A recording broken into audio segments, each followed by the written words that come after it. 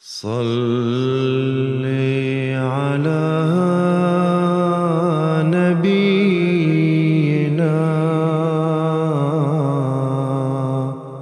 صل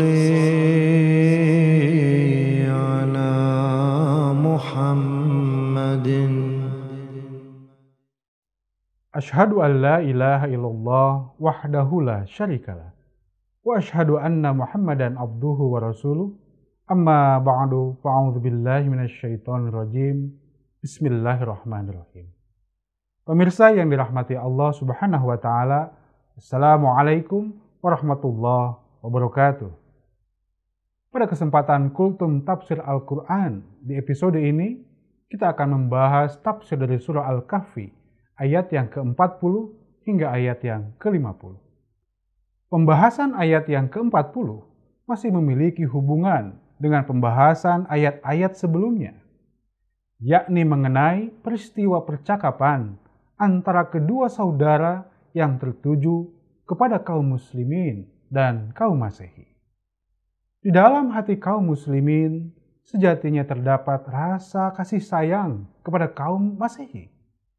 Hal ini nampak dari mafhum percakapan di dalam ayat yang ke-40, di mana saudara muslim berkata, "Mengapa tadi ketika engkau akan masuk ke dalam kebun, tidak dikatakan bahwa semua kekuatan ini adalah milik Allah Subhanahu wa Ta'ala?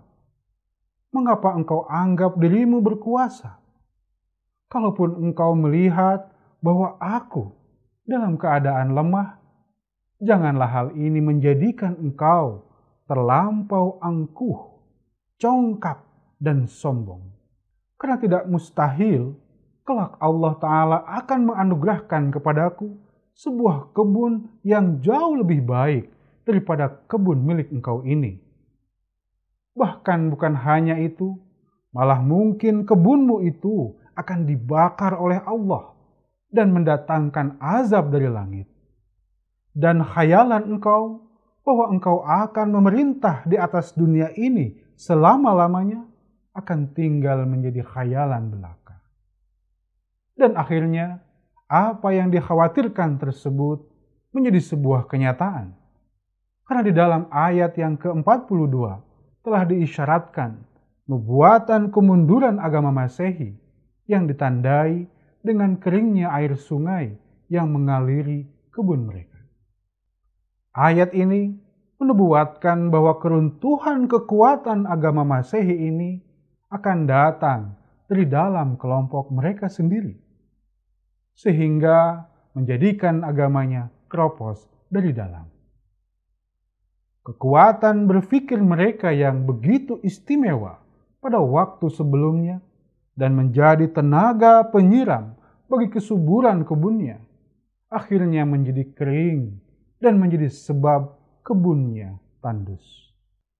Pemirsa yang dirahmati Allah Subhanahu wa Ta'ala, nubuatan kehancuran agama Masehi lantas digambarkan pada ayat yang ke-43, di mana Allah Subhanahu wa Ta'ala berfirman,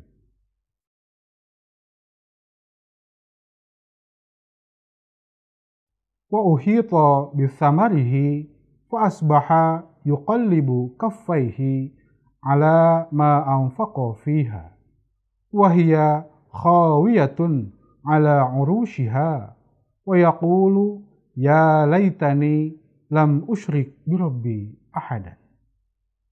Artinya, dan buahnya sama sekali hancur. Lalu ia mulai meremas-remas kedua tangannya, menyesali semua yang telah ia belanjakan untuk itu. Sedang seluruhnya telah roboh atas para-paranya. Dan ia berkata, "Alangkah baiknya jika aku tidak mempersekutukan siapapun dengan Tuhanku."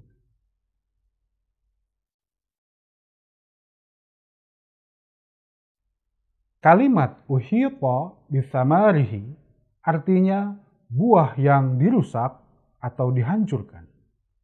Kalimat ini menjadi sebuah gambaran kehancuran yang sangat parah dan menyisakan kesedihan serta penyesalan yang mendalam bagi para pengikut agama Masehi. Begitu banyak uang yang telah mereka keluarkan untuk mendanai upaya kemajuan mereka sebelumnya. Namun pada akhirnya hilang tiada berbekas. Bangsa-bangsa yang besar yang telah mengeluarkan banyak anggaran demi untuk kemegahan dan kemewahan mereka semata, namun akhirnya sangat menyesal saat menghadapi keruntuhan bangsanya yang luar biasa itu. Gedung-gedung pencakar langit yang menjadi kebanggaan mereka lantas tiada berguna lagi. Terlebih ketika dampak perang telah menyergap mereka. Pemirsa yang dirahmati Allah Subhanahu wa Ta'ala, melihat nubuatan yang sangat menyedihkan bagi kaum Masehi tadi, maka pada ayat yang ke-46 Allah Subhanahu wa Ta'ala pun kemudian mengingatkan kita sebagai orang-orang yang beriman agar waspada dan berhati-hati. Allah Subhanahu wa Ta'ala menegaskan bahwa kehidupan duniawi ini mulanya nampak amat menarik dan begitu indah. Namun kesudahannya amatlah buruk.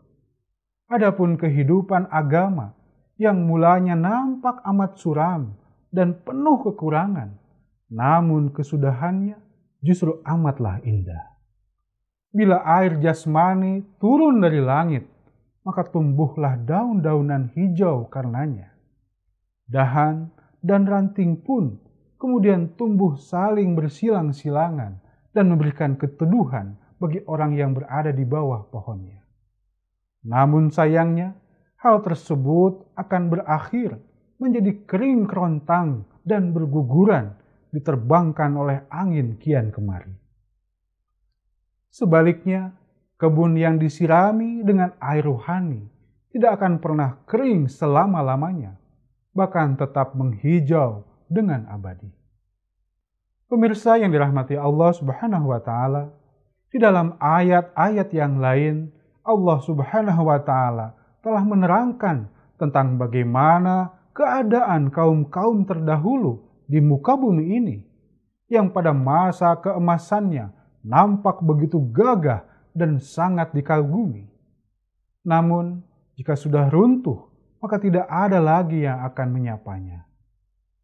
Sebaliknya, suatu kaum yang selalu mengindahkan dan memberikan perhatian terhadap agama, maka di atas dunia pun mereka selamanya akan dikenang dengan penuh khidmat dan hormat, serta meraih penghargaan dan penghormatan dari Allah Subhanahu wa Ta'ala. Kehormatan di dunia dan kehormatan di akhirat. Lihatlah kaum Nabi Nuh alaihissalam, kini mereka sudah tidak ada di muka bumi. Akan tetapi penghormatan terhadap Nabi Nuh alaihissalam hingga saat ini masih banyak dikenang oleh orang-orang. Demikian pula bangsa Yahudi hingga hari ini terus dicemooh oleh orang-orang di dunia.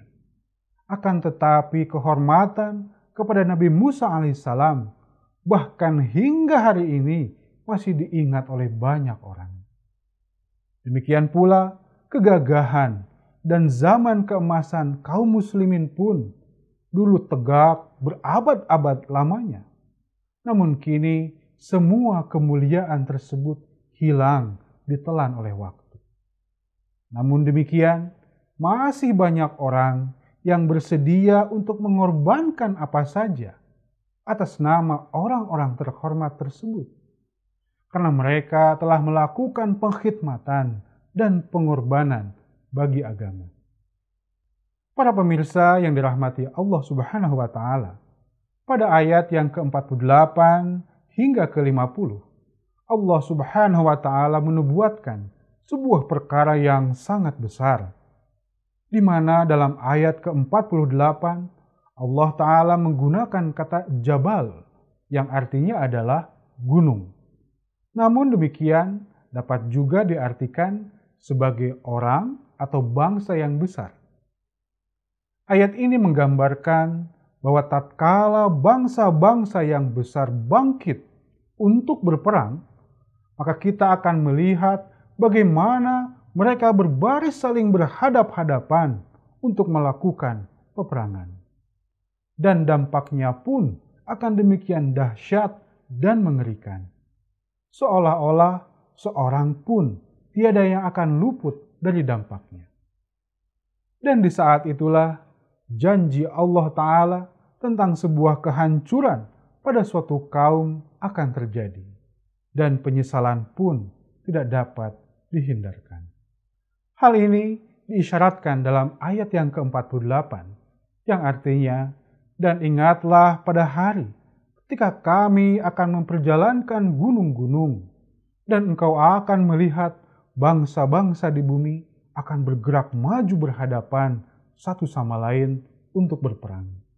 Dan akan kami himpun mereka semuanya, maka tiadalah seorang pun yang kami tinggalkan di antara mereka. Pemirsa yang dirahmati Allah Subhanahu wa Ta'ala, demikianlah kultum tafsir Al-Quran yang dapat saya sampaikan pada episode kali ini. Semoga dapat bermanfaat untuk kita sekalian. Amin. Wa akhiru da'wana anilhamdulillahirabbil alamin. Wassalamualaikum warahmatullahi wabarakatuh.